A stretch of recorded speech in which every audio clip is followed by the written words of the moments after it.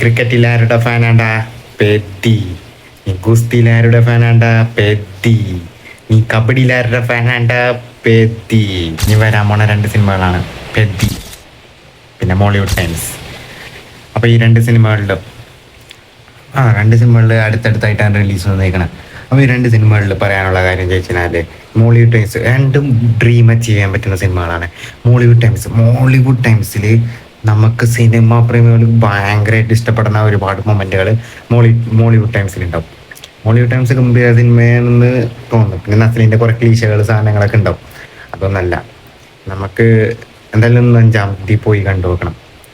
5-ാം തീയതി അല്ലെങ്കിൽ 6-ാം തീയതി എങ്കിലും പോയി കണ്ടു നോക്കണം. പിന്നെ പെത്തി. നീ ക്രിക്കറ്റിലാരുടെ ഫാനാണ്ടാ? പെത്തി. നീ ഗുസ്തിയിലാരുടെ ഫാനാണ്ടാ? പെത്തി. നീ കബഡിയിലാരുടെ ഫാനാണ്ടാ? പെത്തി. ഓൾറൗണ്ടർ പെത്തിയുടെ പടമാണ് അടുത്ത് ഇറങ്ങാൻ പോണത്. ഒരുപാട് റിലീസുകൾ മാറ്റി വെച്ചതിന് ശേഷമാണ് പെത്തി തിയേറ്ററിലേക്ക് ഇറങ്ങാൻ പോണത്. എന്നാലും ഗ്രേറ്റ് കംബാക്ക് ആയിരിക്കട്ടെ രാം ചരൻ്റെ.